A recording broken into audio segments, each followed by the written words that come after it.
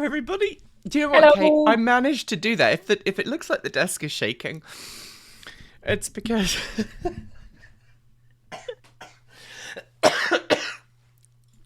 I don't know why I'm telling you all this, but I sat down literally at the start of the pre-roll with a homemade sandwich with some homegrown lemon cucumber from the garden, some garlic aioli, and some freshly made bread that I made this morning. And a few crisps, or chips, as they like to call them in America. And I literally finished the last mouthful. As it started the Transport Evolved banner. How are you, Kate? I'm good. I am good. I just went out and got my lunch on a bike, on a push bike. So that was nice. Is it the bike that you just made a short about this morning? It is. It is. I'm riding it as much as possible to check that it actually is working. So go check out the channel shorts if you haven't yet. We are going to try and do some more.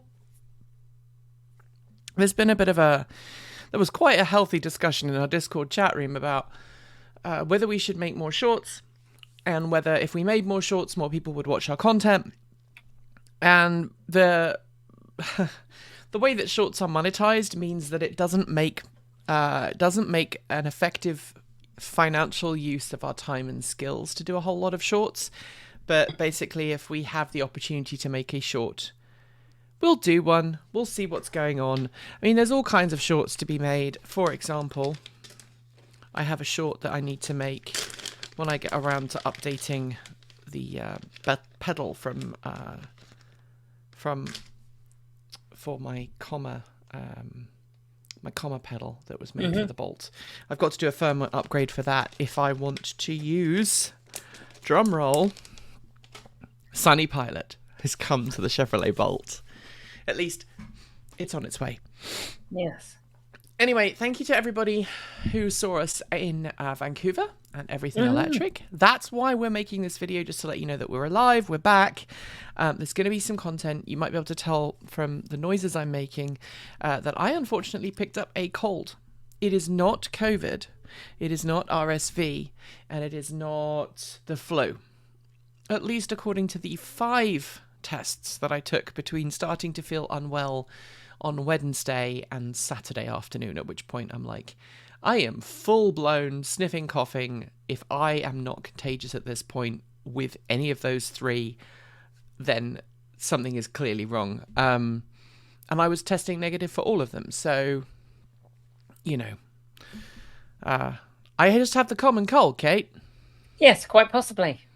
Which I picked up in Canada. Which I picked up in Canada. I masked least, I think, of the group. So it's my own bloody fault. Just a reminder, mask. Masking is good. I went having had all of my vaccines. You haven't had your booster yet because of where you work and all of that. Yeah, my timing for that is a bit different because of when the winter peak occurs. It's good for me to be more protected then. So, hello everybody in the chat room. If I'm looking over here, it's not because I'm ignoring you, it's because I have a screen here and I have a screen here. And the chat screen is over here for once. Hello, hope you're well. Is the electric plane video out yet? Says Esprit for 75. It is coming out tomorrow, fingers crossed. Fingers crossed. So I haven't allowed Michael in to the studio this week. Michael has literally just arrived just before we started recording to pick up camera gear. They have a mask on. I gave them a packet of masks and said, please do not take this off. They have just picked up all of their gear. They're going to go home and edit, or colour, sorry, the video, which is just about ready. We didn't get to ride in it. That wasn't allowed. I am sorry. So it is coming tomorrow, and then I think we've got a video, Kate, from James. No, not James. Brendan James, who is a town planner in the city of Vancouver. Yep. What else have we got coming up from Everything Electric? Oh my God, I can't remember. We interviewed so many people. It was. I'm going to have to pull up a calendar to do that. Oh, you're going to have to pull up our internal calendar. Let me see if I can help you out with that. Oh, who else did we interview? So many. We're interviewing Peregrine. Peregrine was awesome. Oh yes, yeah. The team from the solar team and the electric racing team from UBC. UBC. Peregrine is awesome. Peregrine was awesome. Peregrine didn't want to speak on camera, and we were like, "You are going to be awesome," and they were like, "I'm not good on camera." We're like, "You are going to be awesome," and they were. They were absolutely awesome. amazing. They rocked. And Joe was a sweetie as always, Joe was a sweetie as always. Yeah. And they came and saw us on our stand afterwards, or rather, Peregrine came and saw us on our stand at the end of the show, which was very sweet of them. We have a battery recycling video coming up from Everything Electric. Not particularly tech-filled, I'm afraid. No. Sometimes we take a bit of a hit and miss when we're talking to people. We have to kind of hope that the person we're talking to is going to vibe with our audience or vibe with us, and sometimes feels a little bit less what we would hope for, but it's still a good video. That's coming. I kept that one short and sweet for reasons that will be apparent. Yeah. We have Concrud. Yeah, I have Concrud.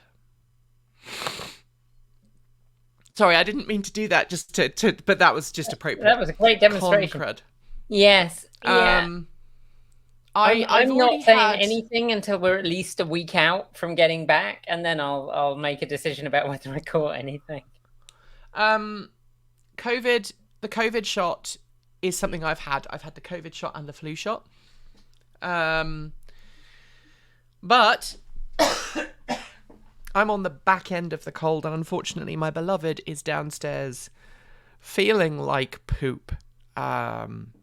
I've never really understood why we say that, but she's feeling like poop. She's not feeling well. She had a really bad time of it. She was fine. She was at the event. She said hello to everybody who was so kind. The mysterious Americate. She was fine until about 2 days after we got back, and I was fine for I was fine for 2 days, and she was fine for 4 days. So she probably picked it up off of me. Now I'm coming around on the other side, and she's coming around on the other side. So fingers crossed nobody else gets it. I think Erin got something, but she didn't have the same amount of nasties that we had. But let's remind everybody what else is coming, and then we'll talk about the thing that we came here to talk about.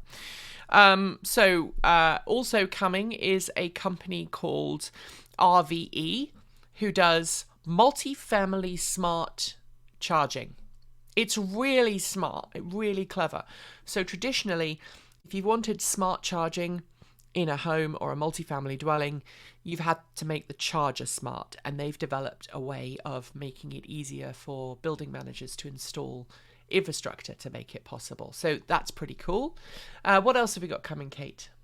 Oh, I didn't end up pulling up my calendar, so now I'm trying to pull up Trello because my calendar was unhelpful.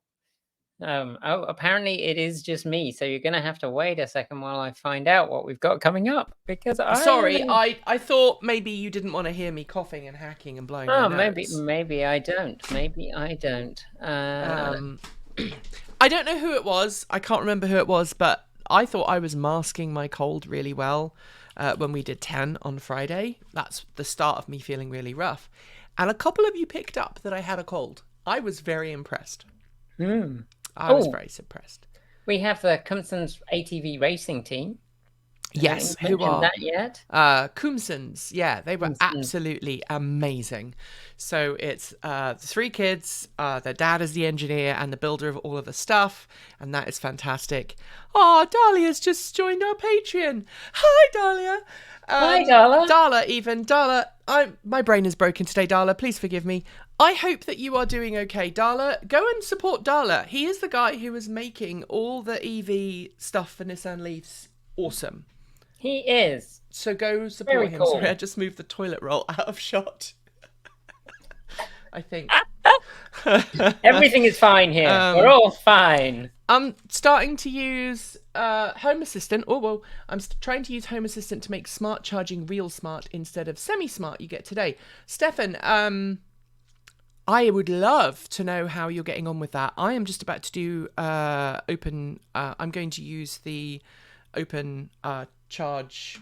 I've forgotten the name of the project. Open charging thing. I've got the hardware OCCP here. Open Charge Point protocol? Yeah, and then I'll use OCCP and I'll use some other stuff. I actually had a bit of a play with this a couple of days ago. I need to make some new standoffs to fit into the juice box hardware, and I would love to know what people think. I was contemplating actually fitting both charging stations into one into one juice box unit, because basically I ripped out the hardware that I found out is loosely based off of this, which I think is hilarious. So I'm going to put this in, and then I'll have decent charging again. I need to talk to you about my Ford F-150 Lightning charging solution, but we'll talk about that in a second. Also coming, who else have we missed? Did you say Aptera? We've got Aptera. We've got an interview with Aptera, and then we've got an interview with John Stonia, who is a long-time EV owner and driver, and we were talking about appropriate EV charging, which is really, really cool. So, more Home Assistant content, please. And then, actually, I'm totally up for that. Just to give you a heads up, people, in the next few weeks, hopefully, we'll be having a video about getting smaller cars back in the US, and there will be this is a video with activities for you to do. It's a participatory video. So, but yes, I need to. It is related to other things that are happening. So and I'm supposed to have read that script already, and I'm halfway through it. It's a very good script. William, thank you very much. I had trouble here. William. All the links in the email and Patreon are broken for me. The Discord is working. That's weird. I wonder why it did that. Anyway, that's weird. I do apologize. It showed up and seemed to be working. All right, so we've told you what we've got coming down through the process. We've got 12 videos basically in total that we made at Everything Electric. We had an amazing time. We've already said we're going to go back next year. Unfortunately, our ticket sales did not do well. We didn't make as much money from ticket sales as we had hoped. So I'm hoping that next year when we go, we can increase our stuff a little bit. But I do want to make a little shout out to Mark, the lovely Mark, who produced all of the wonderful set pieces for our event. We had, well, it was a really beautiful time. So I'm just going to actually, show the photo of the set a bit later. It really was a really beautiful set. It looked professional. We had boards. We figured out lights. We figured out everything else. And it looked much better. And the sound quality, I think, this year is much better, Kate. I think it is. I think it's much clearer. I'm in awe of your audio abilities, as always. So I'm in awe of the shotgun microphones that we purchased. Anyway, so when we do an event like this, and I do want to just kind of bring in something here. When we say we're going to do an event, we have a wonderful group of people who reach out and say, hey, come and stay with us. We've had invites for people across the US, in the UK, in Canada, all over. And I just want to say thank you for offering.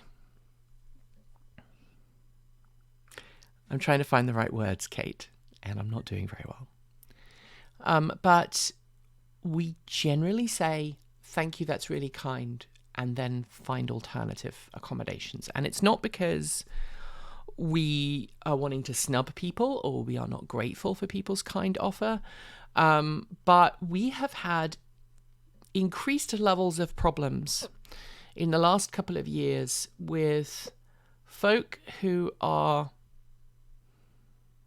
over enthusiastic about what we do as a channel, right, Kate? Without sort of, it's become more of a problem in the last couple of years. About us as individuals.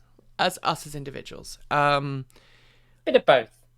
6-1. At Everything Electric this year, we had a couple of individuals who clearly didn't understand personal boundaries in space. At previous events we've been to, Kate has had someone come up and put their hands on her and got like this close to her face without her permission. And I have had similar issues. And it's very difficult. It's very difficult online to judge someone's vibes. I think is that the best way of putting it, Kate? I think that's fair. I mean, I think at the end of the day, like, also when we're on these trips, we are quite often, well, I'm usually up and exercising at like 5 a.m, and then we are out of the house by 6:37 in the morning. 7 o'clock. And I mean, and normally Kate. Oh, go on. Yeah. Normally Kate and I both get up and work out. This year I didn't bring my workout gear, which is a shame because we ended up staying in a hotel that did have a workout room. But we both get up early. Sometimes you don't go to bed very early, and I think people misunderstand how much work goes into making these events. Yeah, I mean, usually, like, in the background, even while we were on the stand, you were working. I was prepping for talks. You were prepping for talks. You were offloading video. Right. You were offloading audio. And then we'd get back to the hotel at night, and you would continue doing that. So, it's not like you'd be inviting us and we get to be social. It's like you invite us and we get to be like hermits.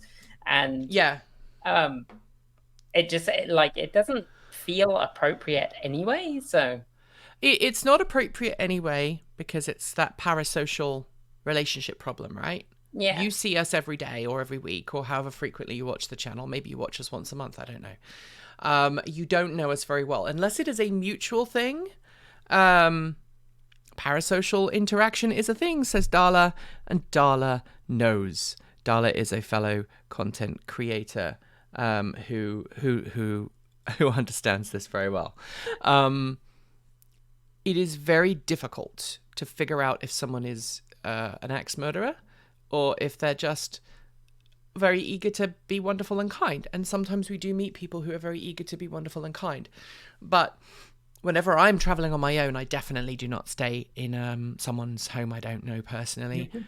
And when I am traveling for work with a team, we try and get a hotel or an Airbnb. Now, we have had one problem with Airbnbs in the past, right, Kate? Yeah, we had a particularly entertaining one in LA where for the LA Auto Show. For the LA Auto Show, where there was there was blood on the sheets and and boobies on the ceiling.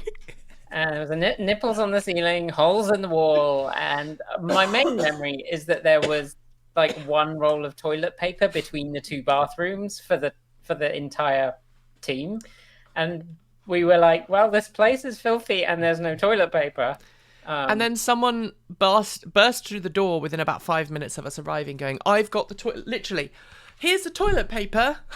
And we're like, "Who are you? How did you get in?" So that was fun. We left that. So that was our first bad experience with Airbnb in LA, and thanks to my wife, who seems to be the constant recovery person when things like this happen, she found us a really nice place, just literally a couple of blocks away, which was like having a hotel suite. It was perfect. It was very clean. It was very tidy. It cost less. And Airbnb, because we didn't stay, gave us a full refund. Now, since then, I have stayed at Airbnb less. I have stayed at Airbnb in the UK a couple of times because generally I've found the UK has been pretty good. Although, the last couple of times I've been to the UK for work, I've ended up staying in a hotel. Whenever I do go to the UK for work, I normally turn around with whoever is covering my travel and going, "Hey, do you mind if I stay a couple of extra days so I can go see my family," which is what I did last year when we went to the UK. And last time we got put up in a hotel, Michael actually spent 3 days in the UK not having work to do, just as a bit of a break. And I ended up coming back to the hotel that we had stayed in for the first couple of nights, the night before we left and flew out of the country. I ended up going exactly in the same bedroom that I was in 3 days earlier, and it all worked out. But accommodations in Canada are expensive, especially in Vancouver, right? When you go to an event like Everything Electric in Canada, they tend to have an official hotel. that is part of the event. And sometimes the rates can be good and sometimes the rates can be bad. Unfortunately, because we were taking 5 people this time, so it was Kate and myself, my wife Kate, aka Amerikate, we had Erin and we had Michael. So there were 5 of us, and for us to find hotel rooms, even if some of us decided to share, we'd be looking at upwards, I think it was about $700 a night. For hotels in the area, and even the local hotel, the convention hotel, I think it would have translated to about $700 or $800 per person for the trip, per person. So we'd have been looking at $4,000 or $5,000 Canadian, which is what, 4,000 US? Does that sound about right? Somewhere between like three and a half, 4,000 Canadian US. So we decided very early on to make an Airbnb trip, and we found this.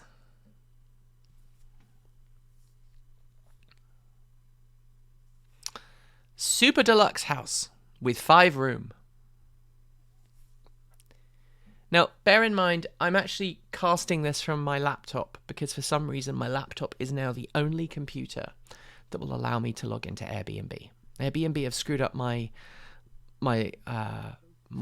setup so badly that I can't log in anywhere else.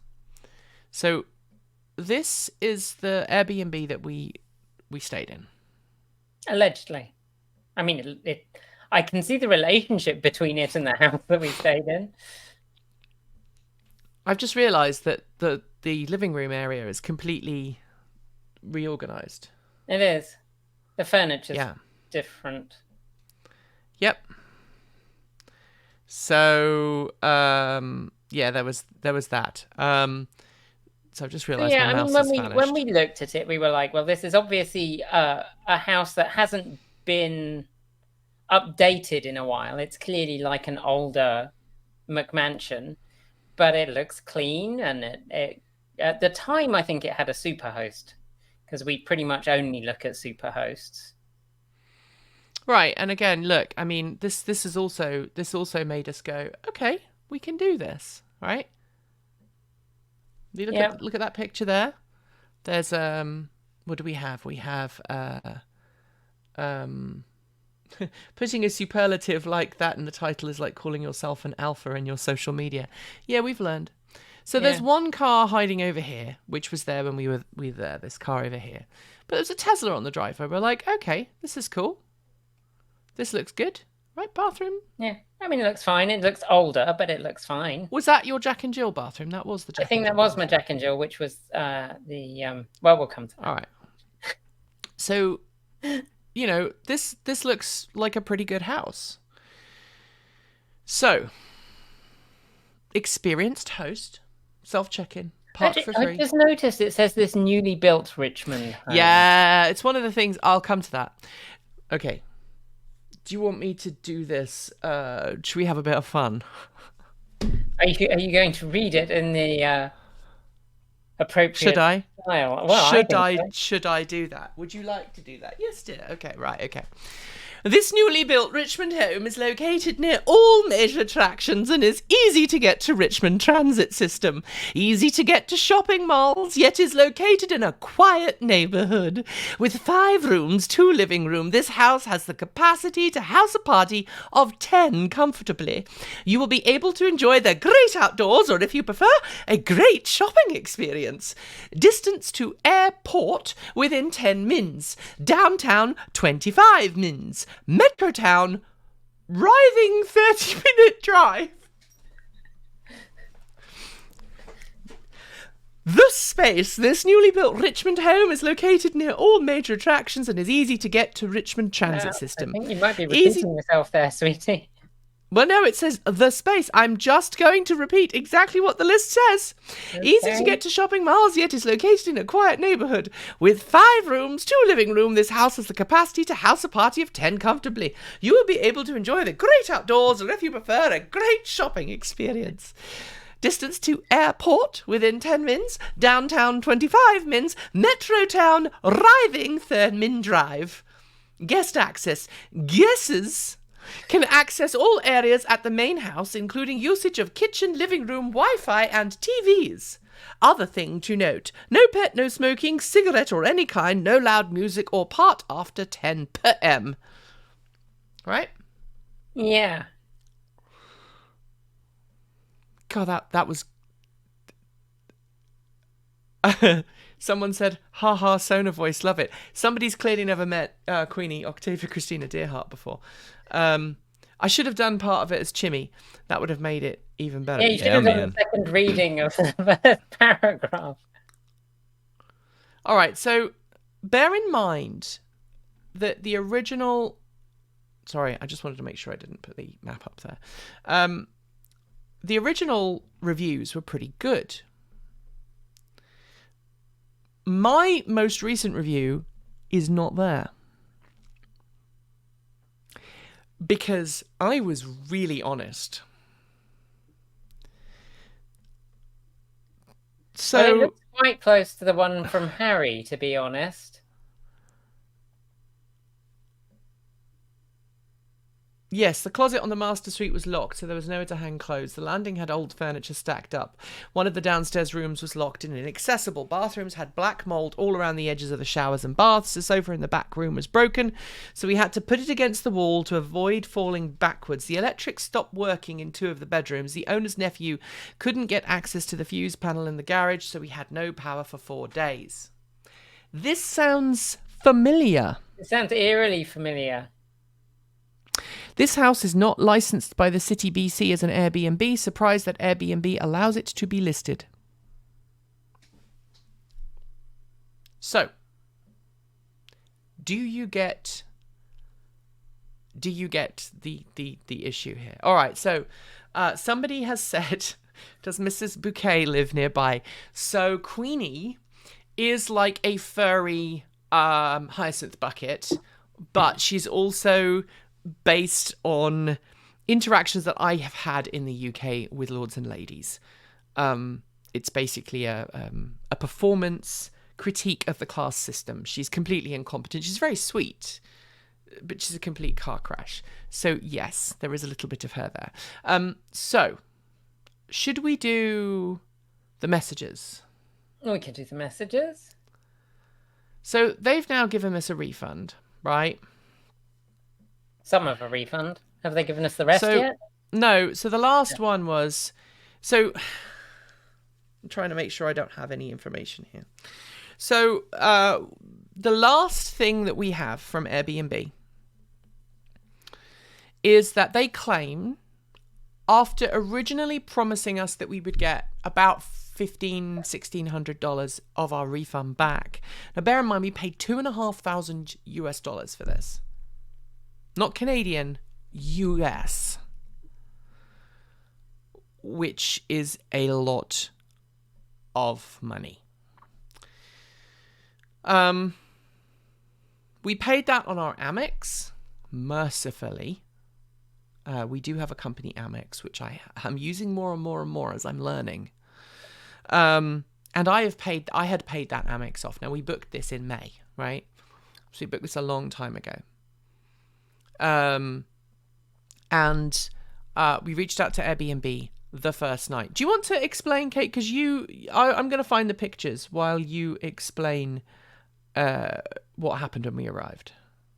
So we arrived at like 10:30 at night. It was late because we spent the day it was probably clear nearer to 9, I would say. But then we went and got food because you see, I disappeared off to go get food while you lot finished unloading, and the entryway looked okay. It didn't look great. There was some staining on the stairs, but it's like, well, it's an Airbnb.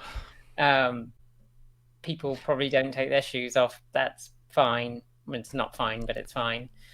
This is the master bedroom, by the way. All our gear, yeah. This is your one working light in the master bedroom, in the one working outlet.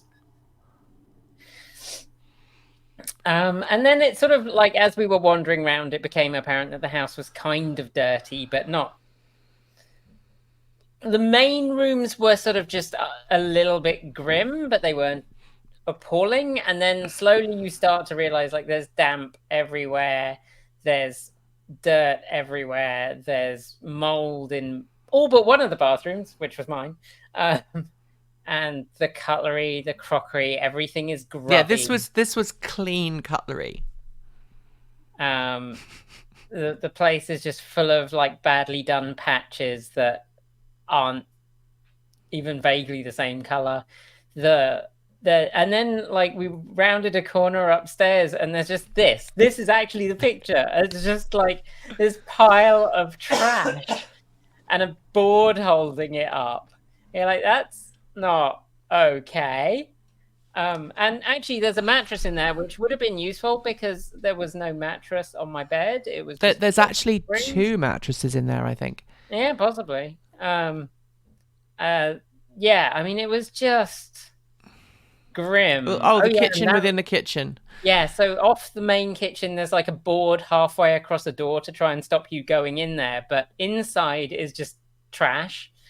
And then there's a pantry that's also full of trash, and then there's a box room full of toys, and oh my god, it was just. This was the downstairs bathroom, wasn't it?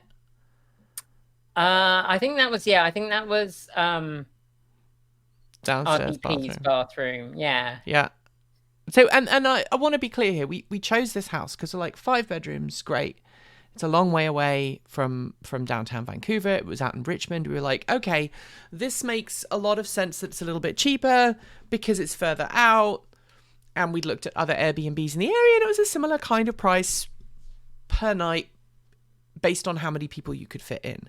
And we were like, we'll go with this one because it's got five bedrooms. No, more than that. So 6. I think it's 6 bedrooms. I think it was 6 bedrooms and 4 bathrooms or 5 bathrooms. We wanted everybody to have their own space because look, when we do this, I love Kate. I love Erin. I love Michael. But being with them for 4 days straight is probably almost as frustrating as it is for them to spend 4 days with me. Yeah, we like to have a bit of downtime, which is just us individually having a bit of peace and quiet. Because I mean, you are on all 24/7. And the other thing to bear in mind is I was lucky on this trip, right? My wife came with me, so I was able to talk to my wife in the evenings. It was like, oh, you know, how do you think the day went? And blah, blah, blah. Kate, her wife was 400 miles away. Yeah. Michael's fiance. You don't all need to listen to me calling my wife to tell her how much I miss her. Yeah. And Michael's partner was back in Portland, and Erin's partner was back in Portland. So we all have spouses or long-term partners or whatever you want to call them.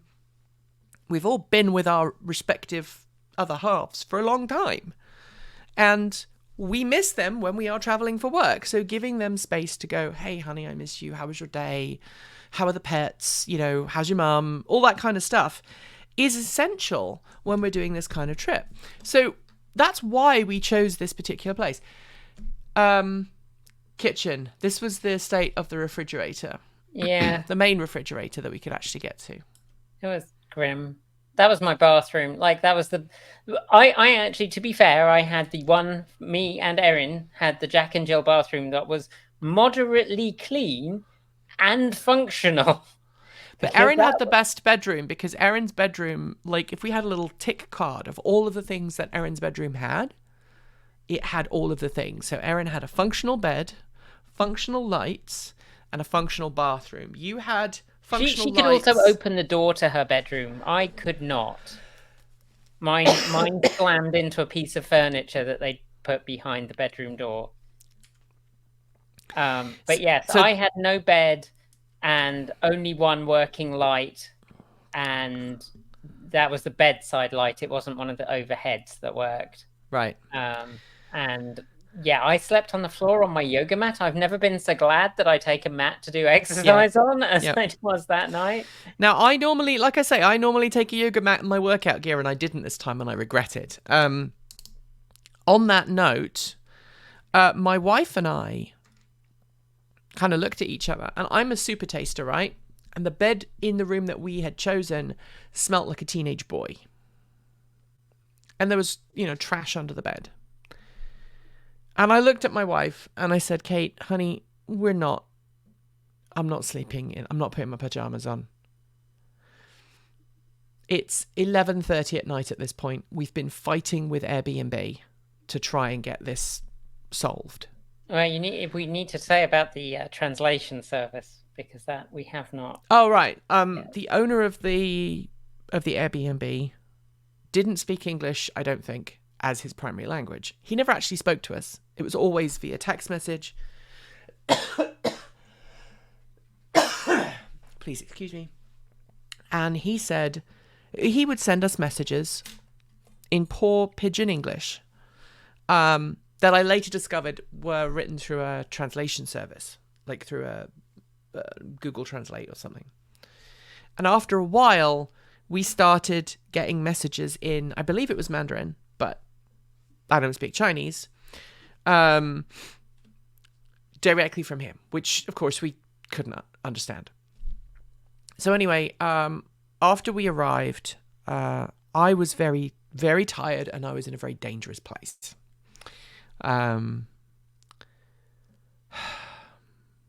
I don't want to go into the ins and outs of having long QT. I know I talk about it a fair amount. I don't talk about it because I want people to feel sorry for me. I'm talking about it because it's a real condition that's kind of rare and not many people have it. And when you share experiences, you share awareness. So one of the side effects of me being on medication for long QT is that in the evening, how would you put this, Kate? I tend to stop. Yeah, that's fair. You're done.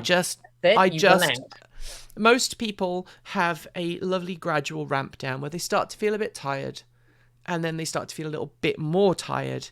And then after a couple of hours, they're like, oh, I'm tired. I'm going to go to bed now. My body doesn't do that. I'm on medication that slows my heart down so that I don't have an arrhythmia that ultimately could kill me. And because of that, my heart beats much slower than a normal human's. Working out is hard for me. Like when I'm working out, if I get above like 140, it's dangerous. In the evening, though, when my blood pressure tends to drop, as everybody's does in the evening, that's normal, isn't it, Kate? Yeah. I mean, yeah. you just I just check out. I find it hard to think. Like, I can be cognitively impaired at that point. I find it difficult to concentrate on stuff. I have an agreement with my wife and my team that I do not drive. If I start to feel in that way, I just stop. I find somewhere to pull over, someone else takes over, or I am just done for the day. I don't ride my motorbike if I'm having a bad day. This normally only happens in the evening, but on occasion it can happen in the middle of the day. And when that happens, I generally have an idea it's coming. It's normally because I've had a stressful day, or I haven't been drinking enough electrolytes and all of that good stuff. And of course, we had driven up since 4:30 that morning. I had driven all the way up from Portland, having picked up Erin and Michael along the way. We'd arrived. We hadn't slept well the night before. By the time we got to the Airbnb, it was like 9-ish at night, I think. Probably 9-ish at night. And we were like, we need to get food. And we ended up finding a local sandwich shop. We're like, okay, you guys go out and get sandwich shop and do a quick grocery run. Kate and I will stay at the house, which we did. And by the time everyone got back, it was pushing 10:30 by the time we'd eaten. We then went upstairs and started to check in, and it was that point we really started to realise what was going on with the house, right, Kate? Yeah, I mean, that's when we really started going round and actually found quite the number of problems that there were. I mean, like this door here that had a bicycle lock around it. Well, and a dirty grey crack in it from someone attempting to kick it open. And the grandfather clock that was leaning so heavily that the weights were pushing on the door.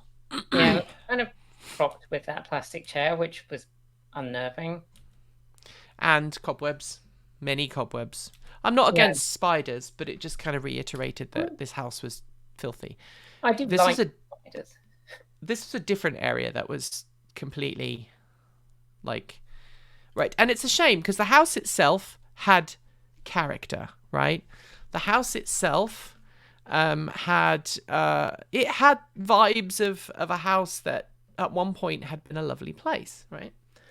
Yeah, I stand by my assessment that it's like a 90s McMansion. I mean, it's not my thing, but it definitely had entertaining vibes in that it still had its original door and room intercoms, which it still had its original intercom, so you could send radio to any room in the house with a speaker. Every room had an intercom.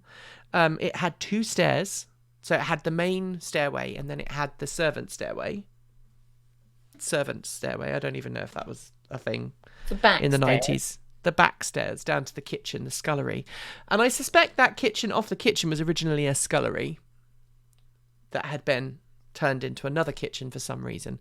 Why there were 2 kitchens right next to each other, I don't know. Maybe there was an ADU somewhere in there that we didn't know about.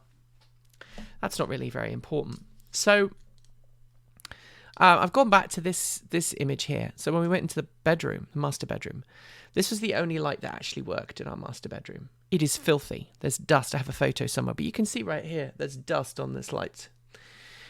All of the curtains had sellotape or scotch tape around the middle of the poles. And this was falling off the wall here. It was just disgusting. It was filthy. It was unsanitary. So I actually said to my wife, I don't want to sleep on this bed. We slept on the bed in our clothes on top of the bed. And in the night, I'm pretty sure I got bitten multiple times because I had some welts the next morning.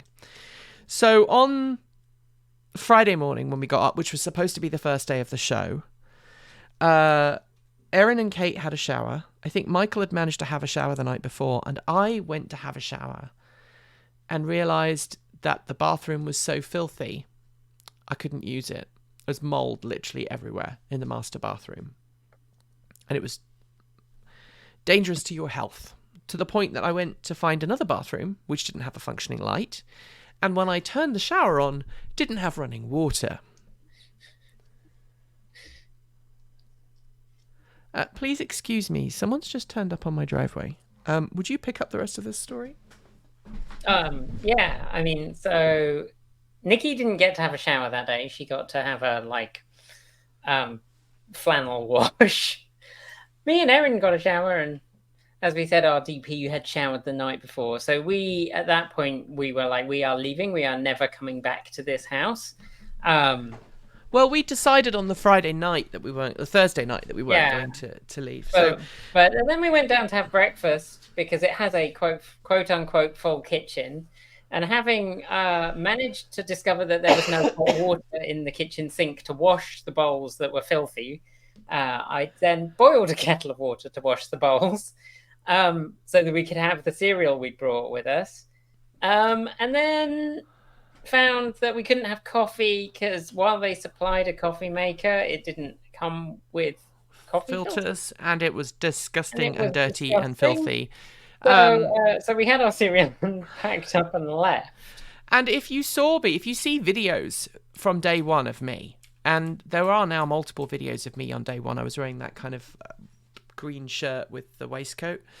If it looks a bit scruffy, it's because we couldn't use the iron because the iron looked like that.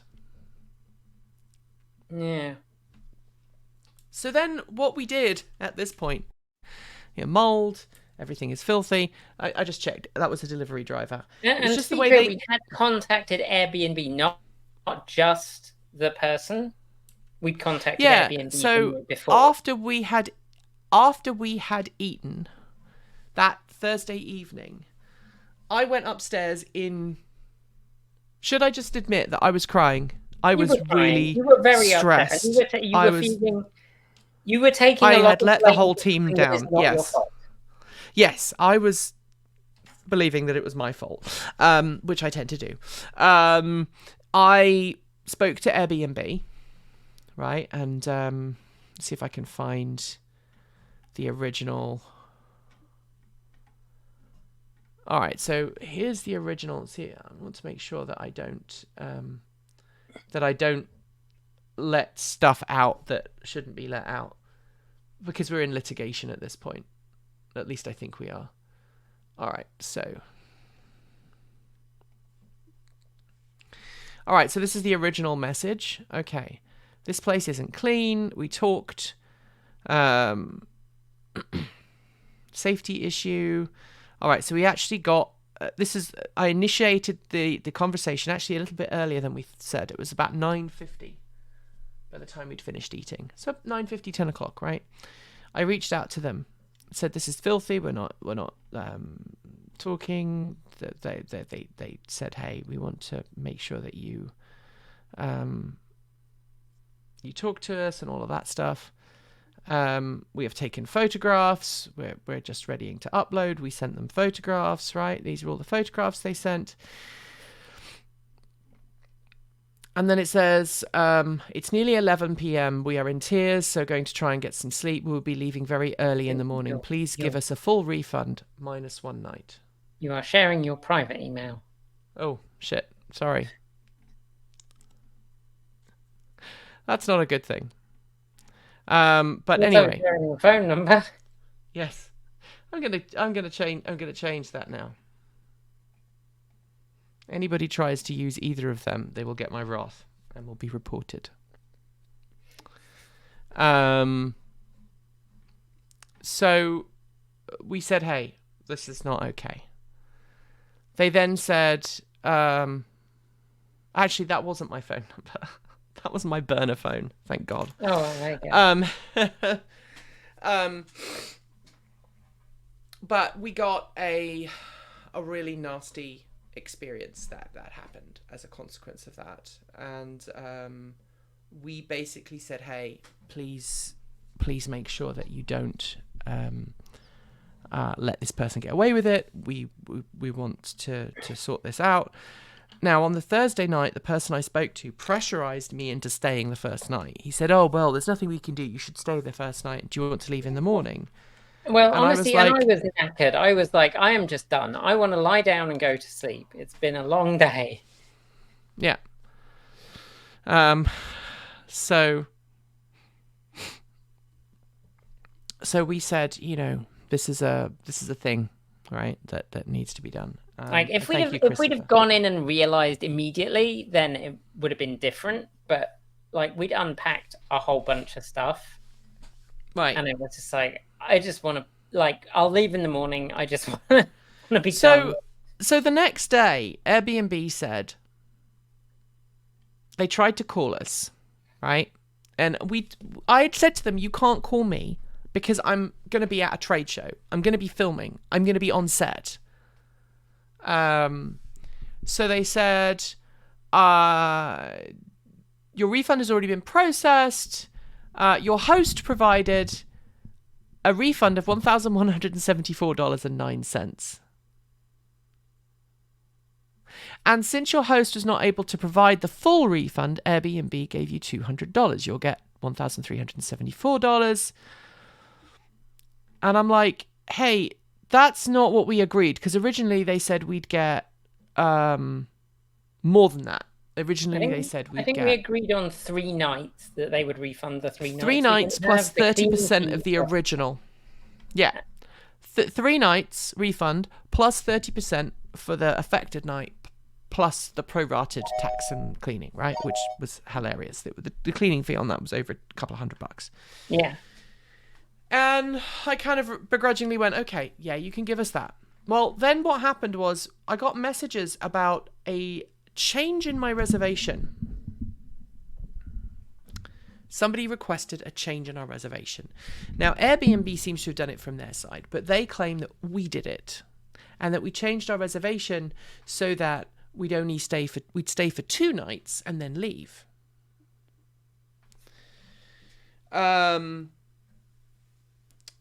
And we said, that's not us. And they were like, yes, it is. Yes, it is. And anyway, I was fighting with them through until the Monday after Everything Electric. We were actually driving back from Everything Electric. My wife was driving the truck and I was on a text message support with Airbnb. It took over 2 hours to even get a response. When they actually did respond, they were like, yeah, it was your fault. You initiated the refund. We're not going to give you any more money. Thanks, bye. So I have reached out to my credit card company and I went, hey, you want to see something gross and disgusting? And they are going to dispute with Airbnb. Now, I got a kind of a passive-aggressive message from Airbnb yesterday. Because of course I did. Let me just find it. Hi, Nicola. The credit card company or your bank used to pay for reservation has contacted Airbnb to let us know that a payment dispute was filed. These disputes are often called chargebacks. Your payment is being held by your bank because of this dispute, which can take up to 90 days to resolve. Once a payment dispute is filed, funds related to the dispute are held. While you might receive a temporary refund, this means neither Airbnb nor the bank can issue a final refund until the dispute is resolved, which can take up to 90 days. Airbnb isn't able to resolve the dispute once it's been initiated with your bank. Okay. And then it says, in cases of payment disputes like this one, you'll receive your fund redirectly from your bank and not Airbnb. I'm like, they're basically saying, F you. You're on your own now.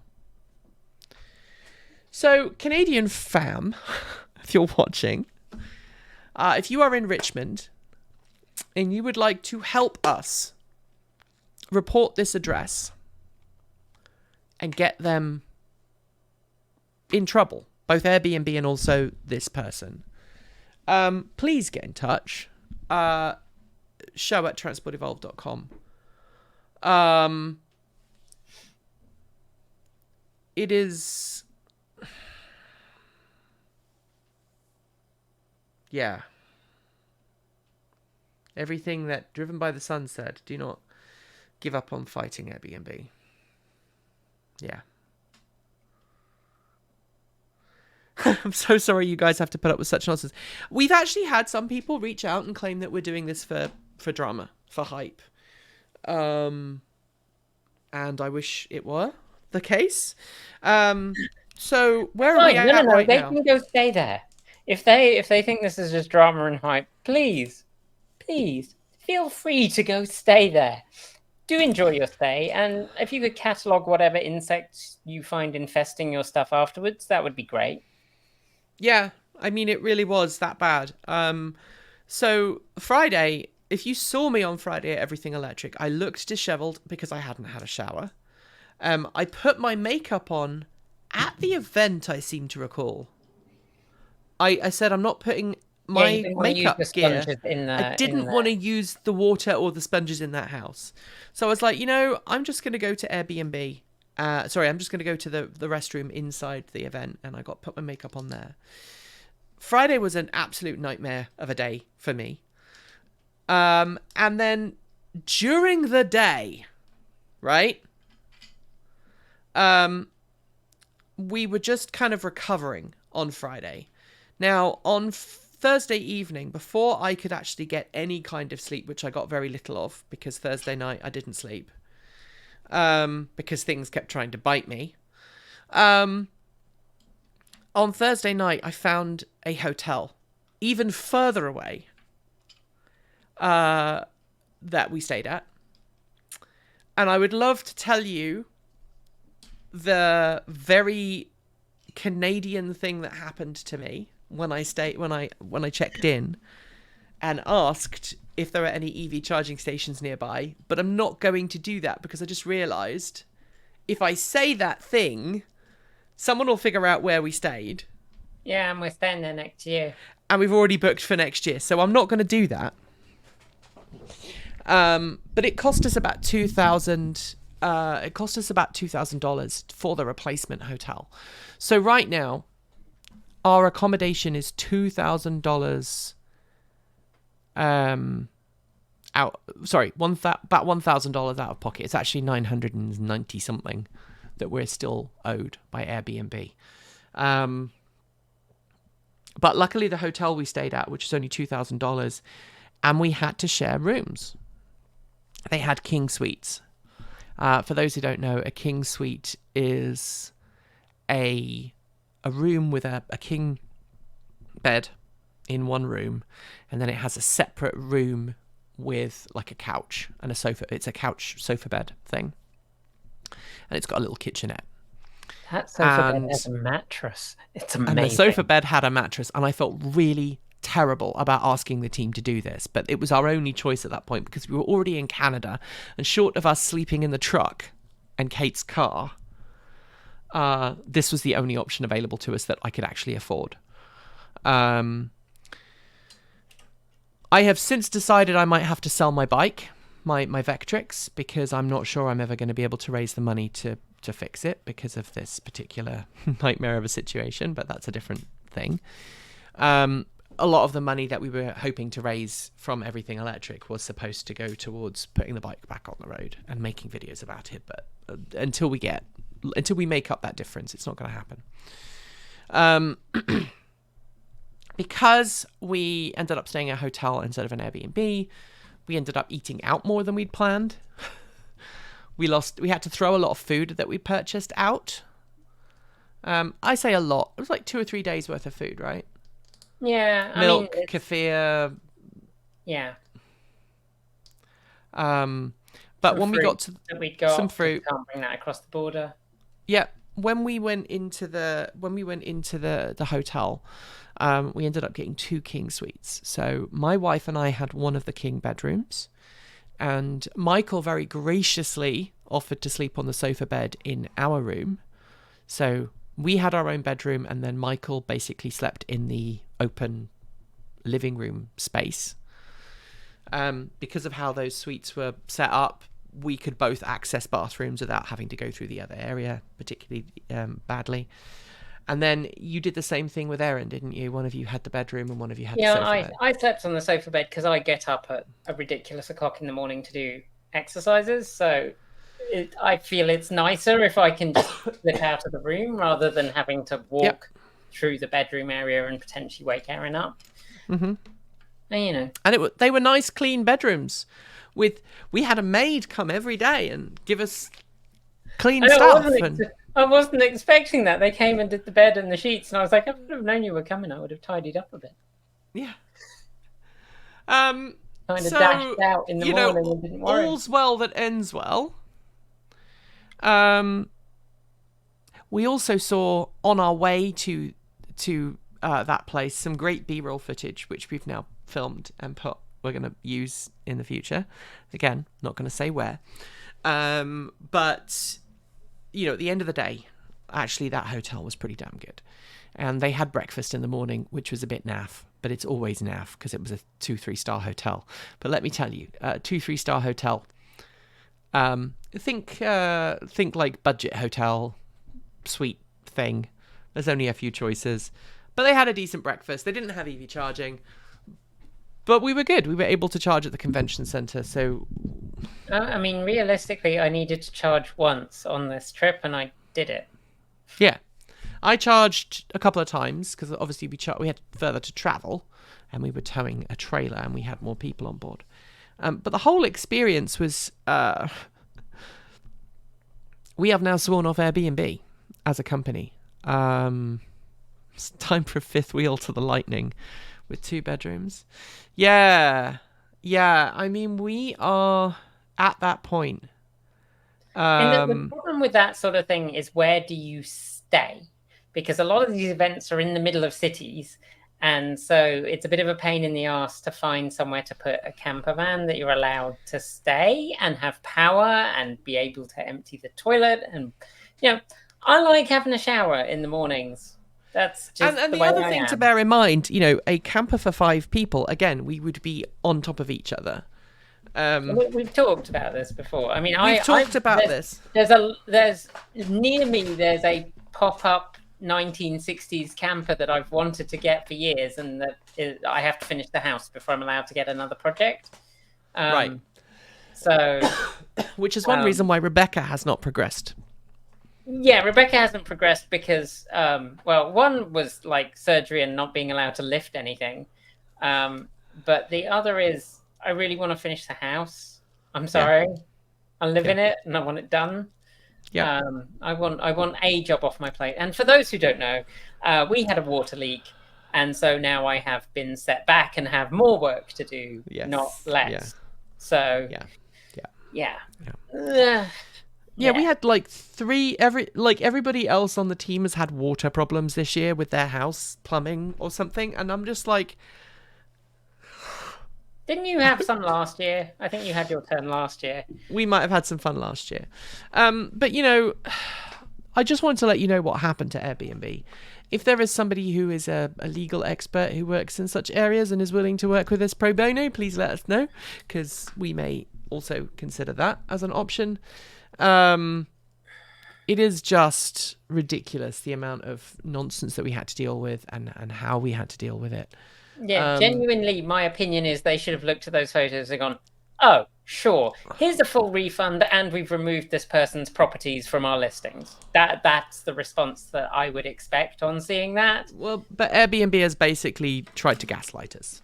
Yeah. Which is part of the unshittification of the internet. So 3 things happen here. The people that they pay to do customer service are people who aren't paid enough money to care.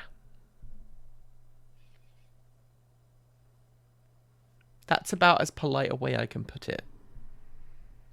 They are people who are not paid enough to care. And the pursuit of profit has risen to a point where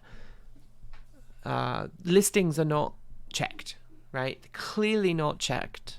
Well, yeah, because you actually have to license to do that in Canada, at least in BC, or at least in Vancouver. You have to license your property as a commercial property. You have to get it. This person had a license number. In fact, I might try and reach out to them this afternoon and go, hey, this person does not have a license. We should try and fix that.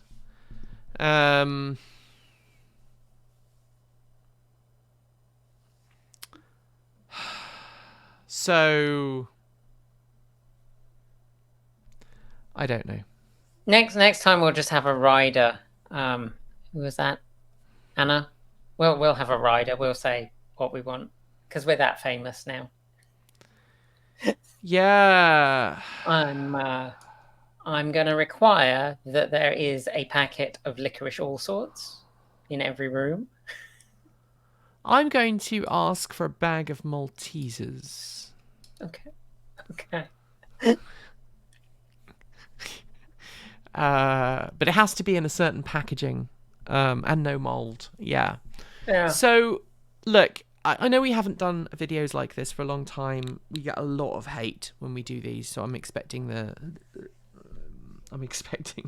Oh, look, this is a bonus. This is a Tuesday video. You don't normally get a video on Tuesday. You don't normally get a video unless you are a Patreon supporter. Then you get a video on Tuesday. So we do have a lot of videos planned, right? We have a lot of videos planned. We have videos in the can. I have been sick, so I've actually been very grateful of having the space. I now have a new monitor, which is just great. This is when I'm editing, I literally can throw a video up on that monitor and use it to edit videos, which I think is great, because if I want to show and tell to someone, which I sometimes do, I can just throw stuff up. We've also got press cards this week. Oh my god, we've got so many press cards coming. Michael, actually, I thought Michael was going to quit this morning when we talked about how many press cards we have. Legitimately. Because, yeah. Thank you, Mike. That's very kind. Yeah, that's very kind of you, Mike. Thank you very much. Yeah, It's I looked at the calendar before we went, and I was like, oh yeah, we've got like one car, that's fine. And then this morning, Nikki's like, well, we've got this coming, and this coming, and this coming. Oh, and this coming, and this.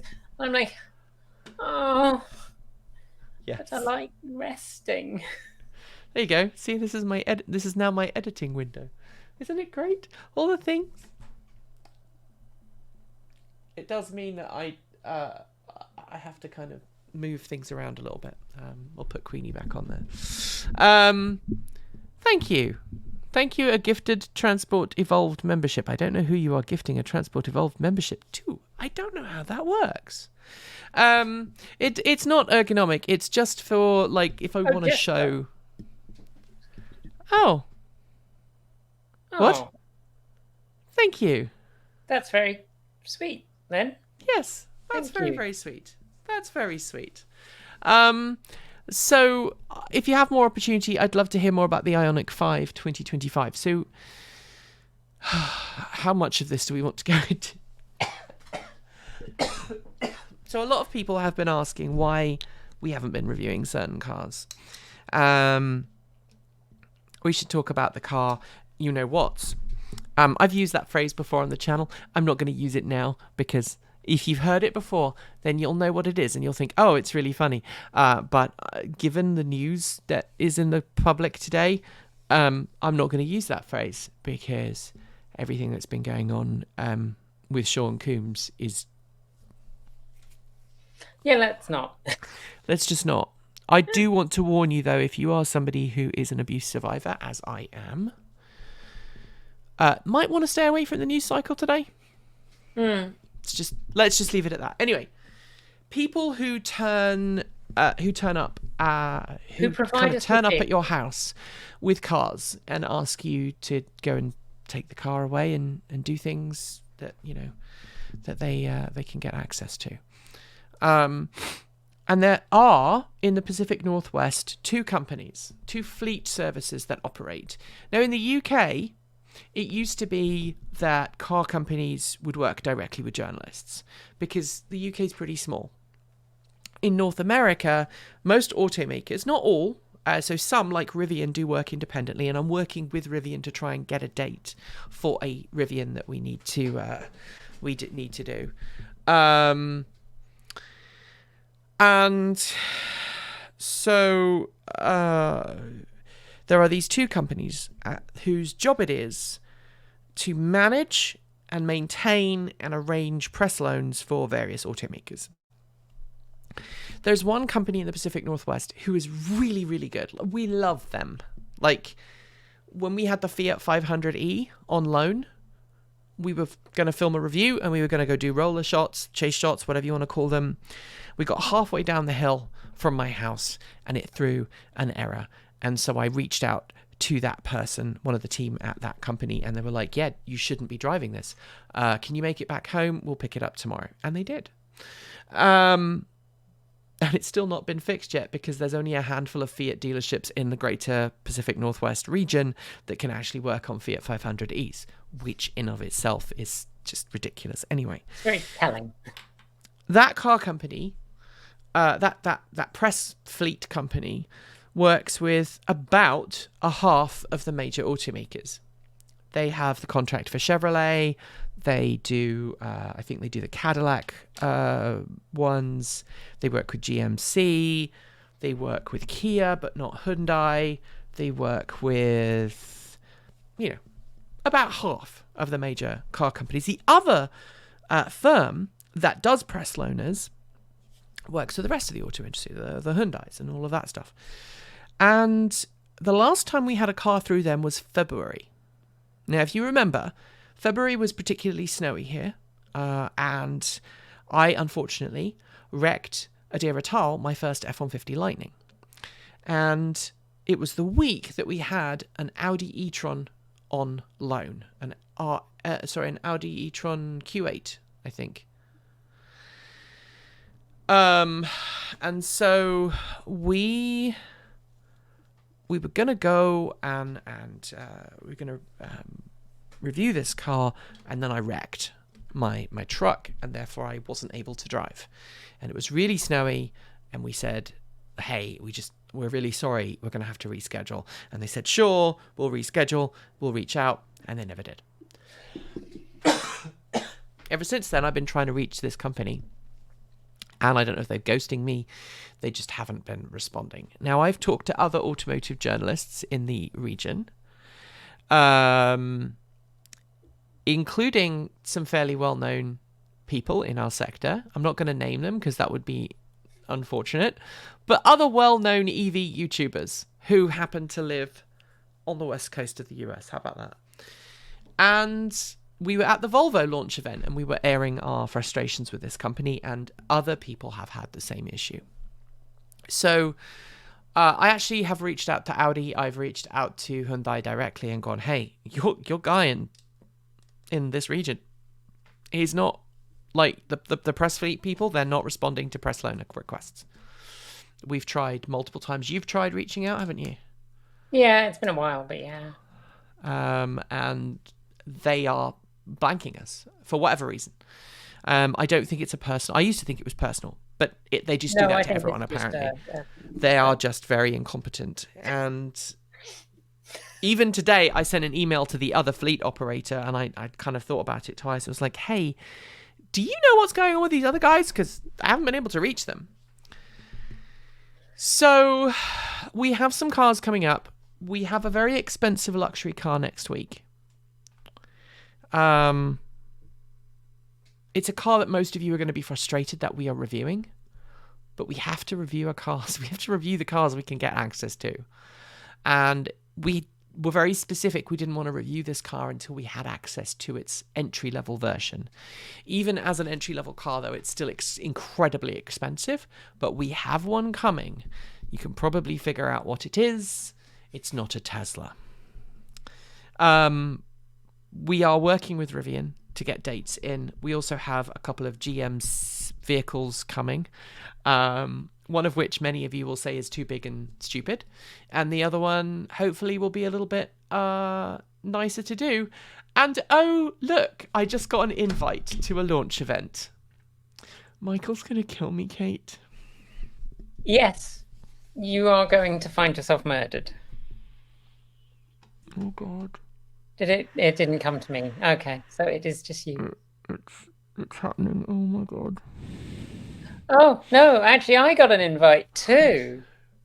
We're going to need to move one of those press cars now. Michael's gonna kill me. They're gonna stab you so many times. Sorry, I didn't mean to swear on the stream. I've done really well today. Yeah.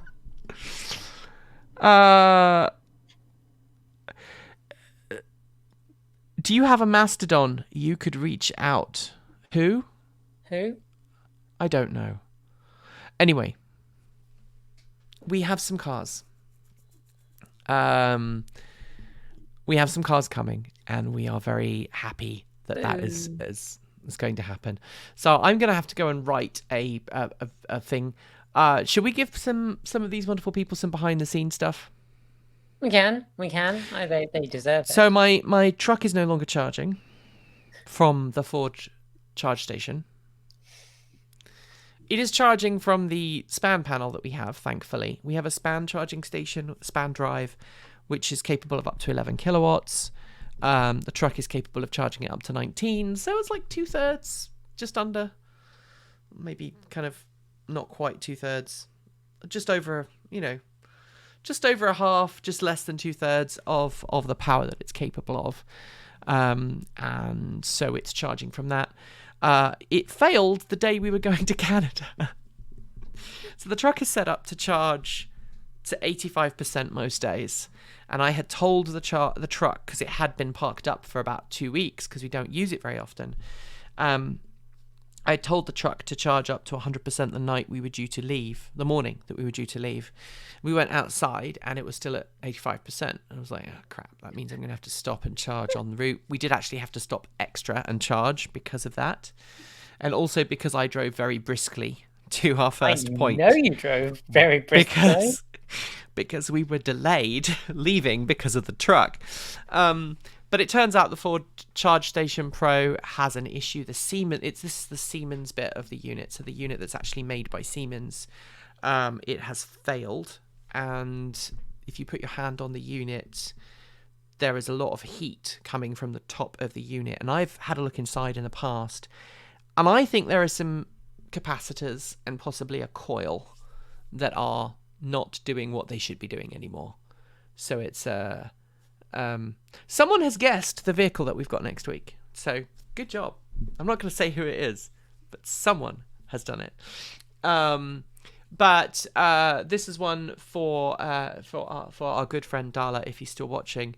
Darla, the Charge Station Pro, which is part of the Siemens. I can't remember the official model number for the Siemens unit. It's rebranded as the Ford Charge Station Pro, but it has a problem with its power input stage, and it sounds like a leaking capacitor. I don't think there's a blown capacitor or anything, but it does sound like there's a leak to ground somewhere. So the relay clicks on, it goes click, and then it clicks straight off again, and then it clicks on, and then it clicks off again, and then it shows an error message. So yeah, the contactors, sorry, instead of the relays. But I think there's probably a capacitor in there. Two great big capacitors right at the top of the circuit board, round about where the heat is coming from, and I suspect that's what's going on. There's a leaky capacitor. Now, I've spoken to my contacts, and they go, yeah, we know that's a problem. We're going to RMA the unit, and you're going to get a new one, and we'll cover the installation. Because I'm still under warranty, so I have a new unit coming. Frustratingly, I have a brand new Ford Charge Station Pro sitting in the studio. But if I install it, it won't be covered. So...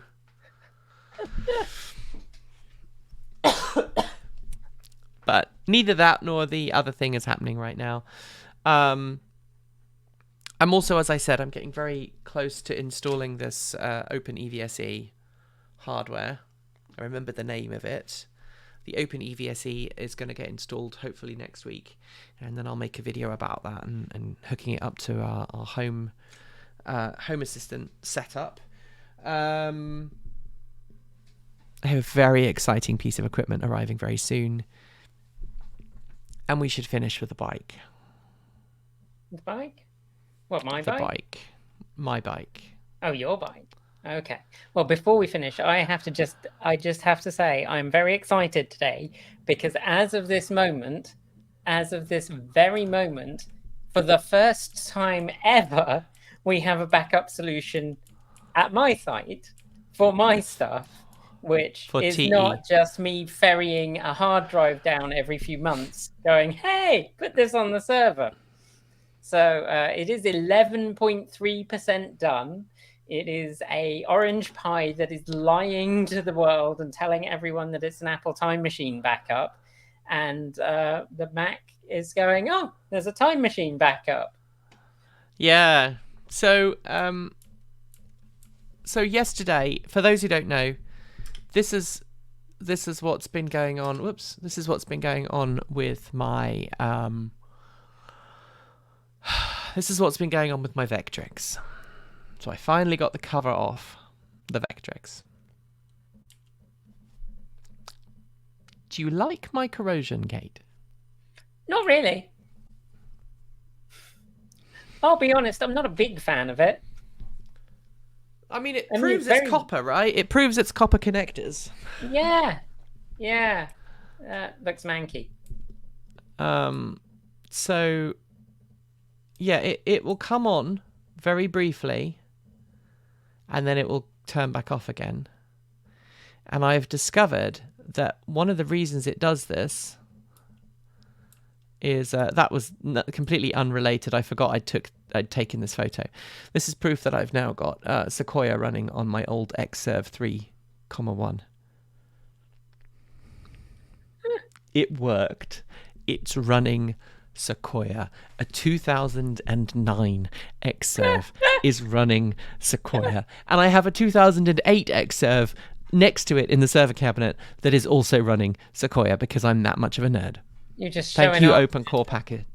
So, so if you look, these are all really bad. Now, I just whacked a multimeter on at the plus and the minus here, and we're getting 60 volts.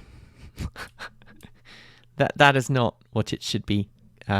This is closer to, we should be seeing somewhere in the region of 120, 130 volts, 140 when it's fully charged. So this is half voltage. So yes. Yeah, that's not ideal. So people have been asking, hey, have you been doing anything with this? And the reality is, yes, I have. I was very sick and wanted something to do something a little bit fun yesterday, and so I broke that out and had a look. But now I'm regretting it. Now someone said that what we need to do is to get an LED power supply and connect it up to charge the battery back up to about 90 volts.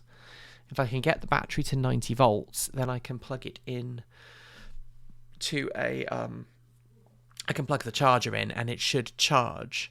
And if it charges, the battery's probably fine, because these are nickel metal hydrides that you can let die and then you can resurrect them. I mean, it depends how much work you want to put in, since you wanted to replace the batteries anyway. I do want to replace the batteries. I found someone who will sell me Nissan Leaf cells. The latest Nissan Leaf cells. Thanks to Anonymous Freak, I have an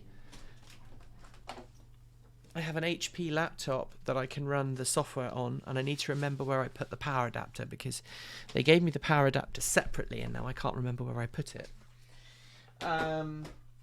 And then I will charge it up. I will interrogate the computer with the onboard computer with an adapter that I have. And if I get something sensible out of it, then I'll go ahead and order the Nissan Leaf cells once I've got some pennies saved up. The frustrating thing is, we've had a really good month sales, right? We had ad revenue coming in from some integrations we did, ticket sales from Everything Electric, and while that was kind of wiped out by the Air BnB, I'm hopeful that our credit card company will refund us that. But all that money's coming in, and I was like, yeah, I can spend some money on the bike. And then my computer reminded me, November is a 3 pay period month. I'm like,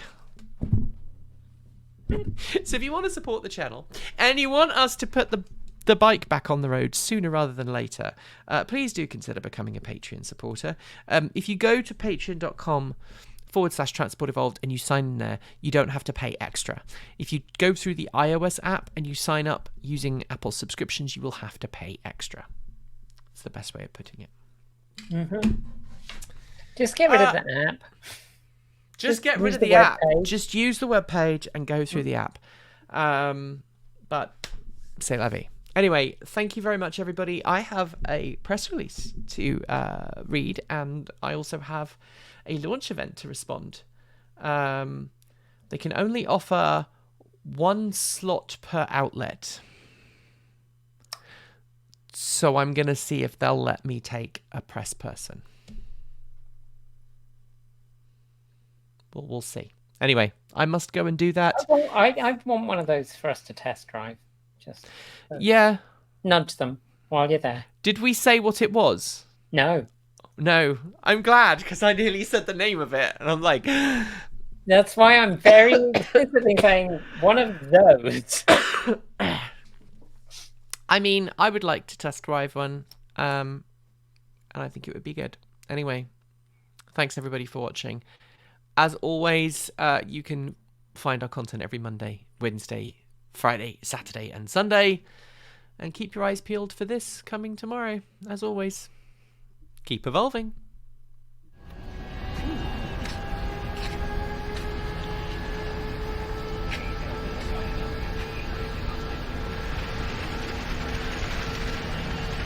That is it.